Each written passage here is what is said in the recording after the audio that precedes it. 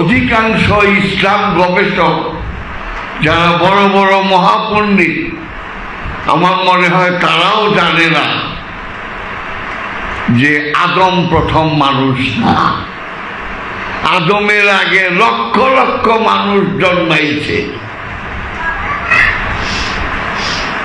বিজ্ঞান কখনো ভুল হয় না।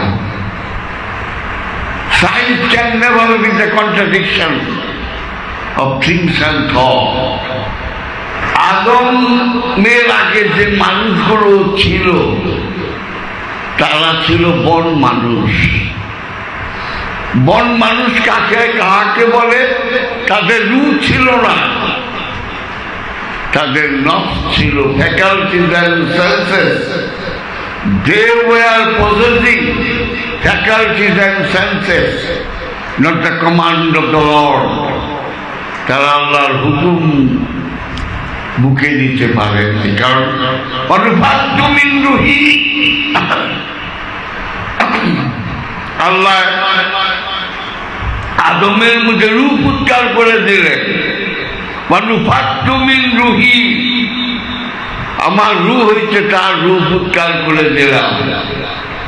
বলা হয়নি অনুপাদ্য মিন নফসি,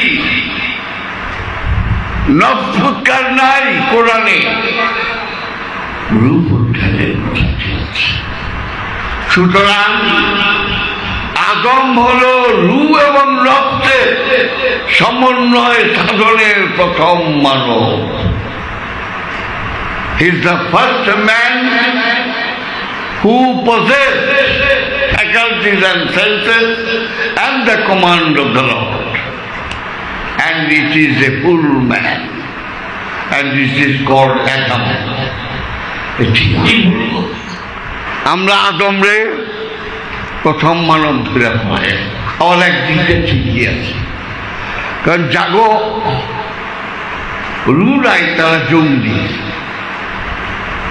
কোরআনে 21 বার রূহ সম্বন্ধে উল্লেখ করা হয়েছে। সমগ্র সৃষ্টি রাজ্যের কোথাও কাকেও রূপ দেওয়া হয় নাই মানুষ ছাড়া। জিন প্রচ্ছন্ন একবারও উল্লেখ করে নাই, কিন্তু ধৈর্য দিতে হবে জিনের মধ্যে রূহ আছে। কোরআনে 21 বার কোন সূরার কত নম্বর আয়াতে বলা হয়েছে তার শাব্দিক অর্থ কত রকম, হুবহু বিশ্লেষণ গবেষণা করে দেখলাম যে একমাত্র মনুষ্য জাতি ছাড়া আল্লাহর কাকেও রূহ দান করে। তাই মানুষ আশরাফুল মাখলুকাত, তাই মানুষ the crown of the creation of the Lord, স্রষ্টার মুকুট সৃষ্টি মানুষ। তাই বলা হয়েছে কুল্লু নাফসুন যায়কাতুল মউত, প্রত্যেক নফস মৃত্যুর স্বাদ গ্রহণ করে। কোরআনের এক জায়গায় উল্লেখ করা হয়নি কুল্লু রূহিন যায়কাতুল মউত, রূহ কখনো মৃত্যুর স্বাদ গ্রহণ করে না, কারণ রূহ সৃষ্টি না, সৃষ্টি মৃত্যুর স্বাদ গ্রহণ করতে পারে স্রষ্টারা। সুতরাং স্রষ্টারে কত রকমে বলা হয়েছে। মান আরাফা নাফসাহু ফাকাদ আরাফা রাব্বাহু, যেটা নিজের নফসকে চিনেছে কোনো সন্দেহ নাই সে আল্লাহকে চিনেছে।